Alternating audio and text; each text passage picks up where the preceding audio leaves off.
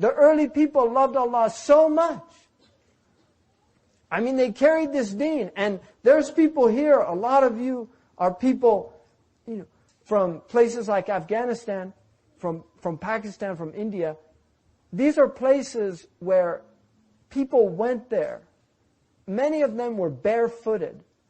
They weren't wealthy people, they were poor people. They went there, they walked into the mountains to find animists, to find Buddhists, to find people worshiping cows and worshiping idols, to take La ilaha illallah Muhammad Rasulullah to them. And you're Muslims today because of those people. That's why you're Muslim. You're Muslim today because of those people, because they loved Allah more than people that will go to the ends of the earth for dunya.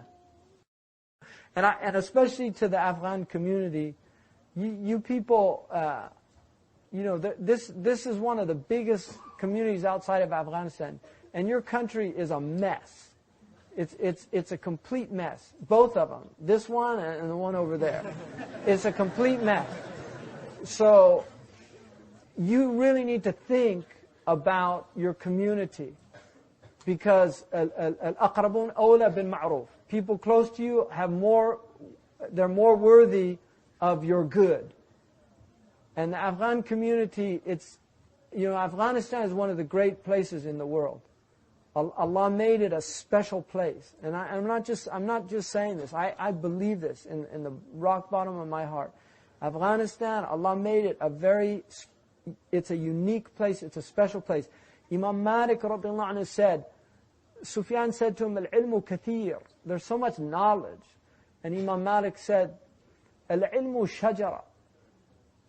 أصرها في مكة وأغصانها في المدينة وأوراقها في العراق وثمارها في خراسان. He said that knowledge is a tree. The foundation, the trunk roots and trunk are in Mecca. The branches are in Medina. The leaves are in Iraq, but the fruits are in Central Asia. And he knew, because he saw the Central Asians. When they became Muslim, they took on this deen. And they produced some of the greatest scholars in the history of Islam. Wallahi. They took on this deen in a way that no other people took it on. No other people. And the knowledge that they put, not just in Arabic, in Farsi, all the knowledge that they put was amazing. And those are your ancestors. And wallahi, many of them, and I swear to God, you have people in your lines that they did not sleep.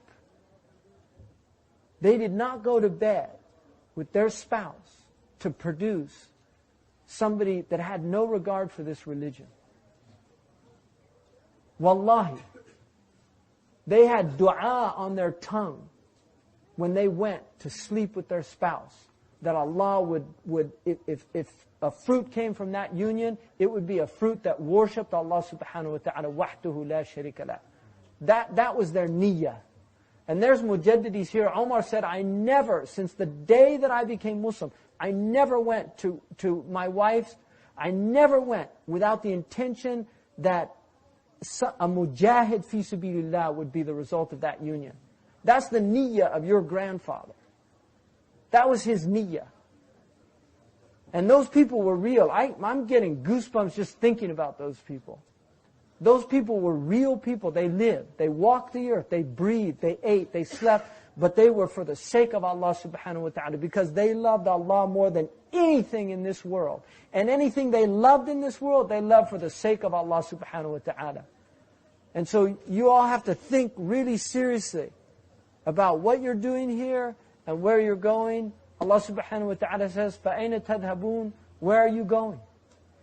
That's a question we all have to ask ourselves. Inshallah, may it be a good journey. Like the French say, bon voyage, good journey to Allah. To Allah. وَأَنَّا إِلَىٰ رَبِّكَ الْمُنْتَهَى. To your Lord is the end. Inshallah, jazakumullah khairan.